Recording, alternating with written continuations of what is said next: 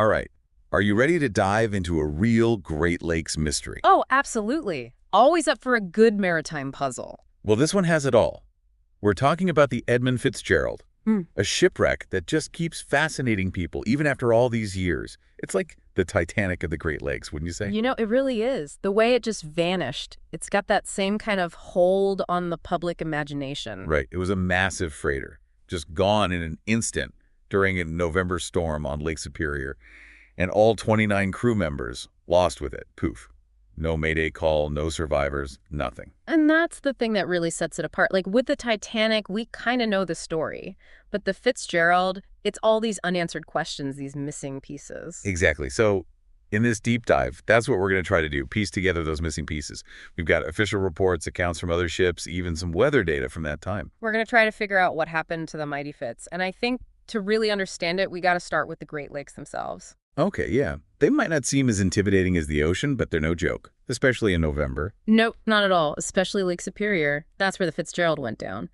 Largest of the Great Lakes, deepest too, and notorious for its unpredictable weather. It's basically an inland sea. It can get just as rough as the ocean. So we're talking huge waves, powerful storms, the whole works. Oh, yeah. And those storms can whip up out of nowhere. One minute it's calm, the next you've got gale force winds and waves the size of houses. It's part of what makes the Great Lakes so dangerous. Now, the Edmund Fitzgerald itself, I mean, it was built for the Great Lakes, right? It was supposed to be able to handle those conditions. Absolutely. Built in 1957, a giant of a ship, 729 feet long. At the time, she was the biggest freighter on the lakes, real symbol of American industry. I've heard she had a reputation for being super fast and efficient, too. Oh, yeah. Nicknames like the Mighty Fitz and the Toledo Express, known for moving cargo quickly, always on schedule. But there were some weird incidents, even early on, like almost bad omens, you know? Yes, those little details people like to point to, like at her launch, the champagne bottle took 3 tries to break. And then when she was sliding into the water, she actually bumped the pier. Spooky. It makes you wonder, right? No, absolutely. It's like, did those little things hint at what was to come? It's hard not to look for patterns, especially in a story like this with so much unknown. Okay, so let's jump ahead. It's November 9th, 1975.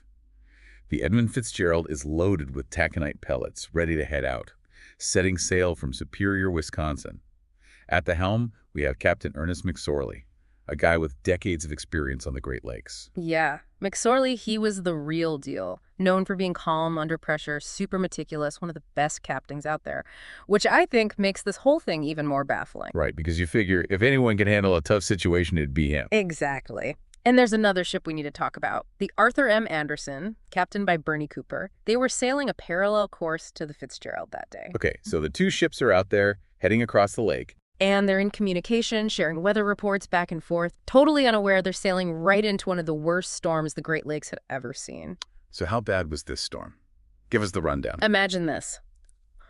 Winds over 90 miles per hour, waves over 30 feet high. A November gale, the kind that makes even seasoned sailors nervous. I can only imagine being on a ship in that. Terrifying. Absolutely. And it seems like the Fitzgerald started having trouble pretty early on. Reports say they lost 2 vent covers, water was getting into the cargo hold, the ship was even starting to list. Not good. And then, Yeah. didn't they also lose their radar? Yep, both radars went out, essentially blind in the middle of this monster storm. They had to rely on the Anderson for navigation, but even that was getting tough. Visibility was dropping like crazy. So you've got this huge ship, battered by the storm, taking on water, no radar. Things are not looking good. No, not at all. But despite all that, Captain McSorley, he seemed to keep his cool. His last transmission, it was 7:10 p.m. on November 10th. He said, "We are holding our own."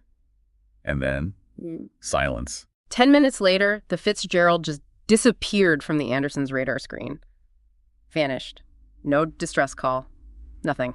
Just gone. Can you imagine being on the Anderson, seeing that blip disappear from the radar? I can't even. Just the thought of it.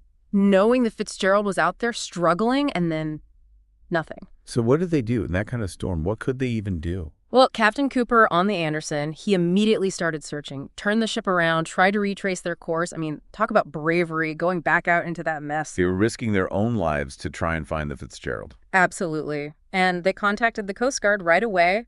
A huge search and rescue operation got underway. But that storm, it just wouldn't let up. made the search incredibly difficult. And they never found any survivors. No, none of the 29 crew members. All that was recovered was some debris, scattered pieces, life jackets, a few lifeboats.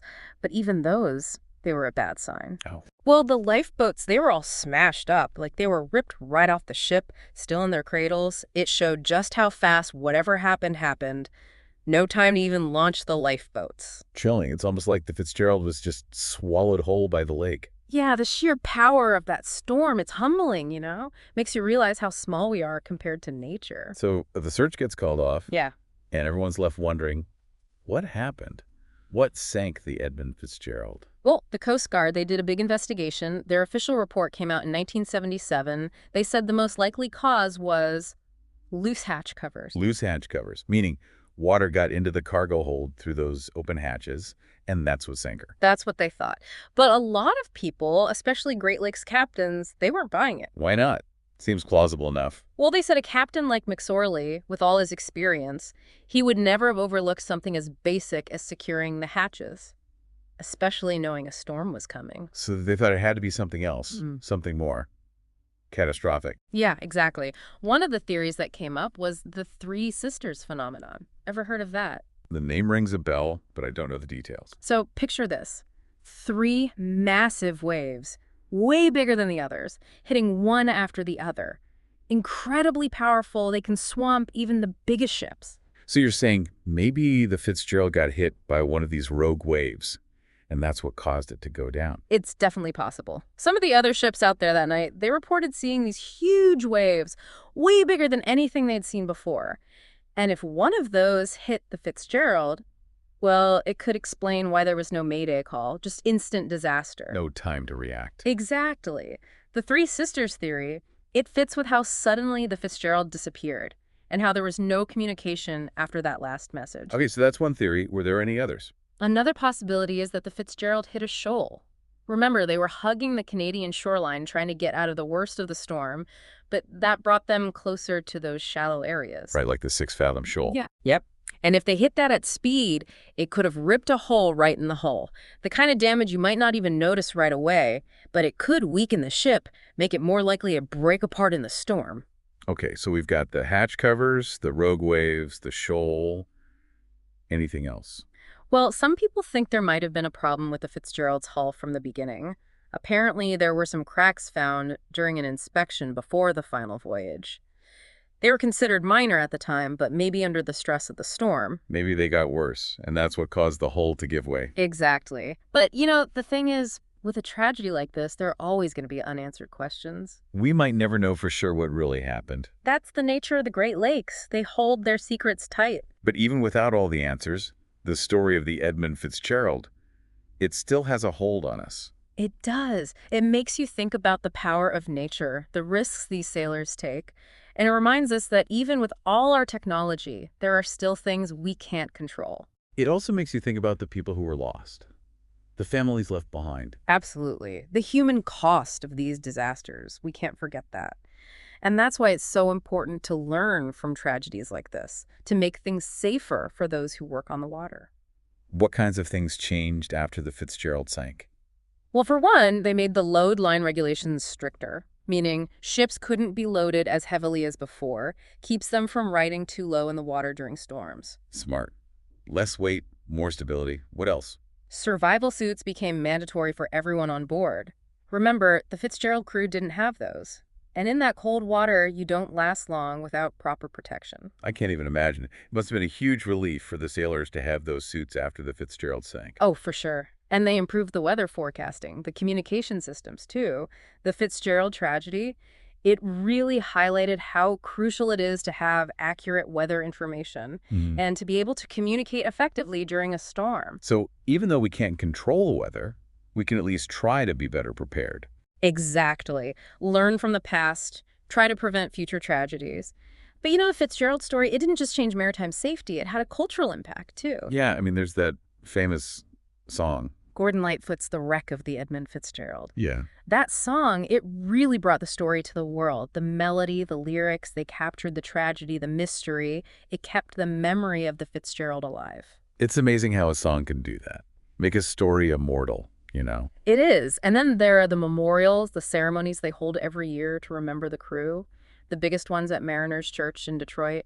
They ring the bell 29 times, once for each man lost. It's a powerful way to honor their memory.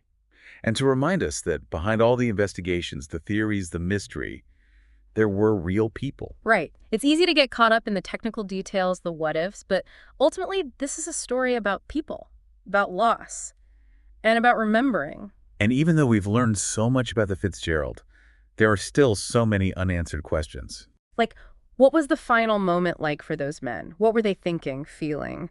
We can speculate all we want, but we'll never truly know. And maybe that's okay. Maybe some mysteries are meant to stay unsolved. Maybe. But that doesn't mean we stop searching for answers. It just means we approach the search with humility, with respect for the power of the lake and the memory of those who were lost. You know, it's amazing, isn't it? We've gone through all this information, all these theories, but that big question still hangs in the air. What really caused the Edmund Fitzgerald to sink? I know, right? It's like we're circling around this mystery, but we can't quite crack it open. So if we were, like, detectives on this case back in '75, where would we even start? What would be the first clue to chase down? The wreck itself. That's got to be the starting point. How'd the ship break apart? What does the damage look like? Those are the clues that'll tell the real story. So the way the Fitzgerald is lying on the lake bed, that could tell us if it broke up on the surface or sank in one piece. Yeah, exactly. The angle of the wreck, where the debris landed, even the condition of the hull, it's like a giant puzzle, and those pieces, they tell a story. Okay, but wouldn't the storm itself have messed things up, like scattered everything around? Oh, for sure, the storm was a factor. But even in all that chaos, there are patterns. Like forensic science, but on a massive scale. And technology, it must play a role too, right? Yeah. Back in '75, they didn't have all the fancy gadgets we have today. Oh, yeah, technology is huge. Now we've got sonar that can map the entire wreck site in 3D. It's like we can explore every inch of the Fitzgerald without even getting wet. So we're getting a clearer picture of the wreck, but does that get us any closer to knowing why it sank? That's the million-dollar question. We've got more data than ever, but a clear answer, not so much. Maybe that's why the Fitzgerald still fascinates us. You know, it's true. The mystery, it's definitely part of the allure, but it's more than that, I think. Yeah. What is it about the Edmund Fitzgerald that keeps people coming back to this story, even after all these years? Well, it's everything, isn't it? The suddenness of it, the lack of a mayday, that haunting song, they all combine to make it just unforgettable. And the human element, of course. 29 men, their lives lost. It stays with you. It does. And it reminds us that these disasters, they have a real human cost. We can't lose sight of that. And that's why we keep searching, keep trying to understand. It's about honoring their memory, making sure something like this doesn't happen again. Well said. This has been an incredible deep dive. We've covered so much.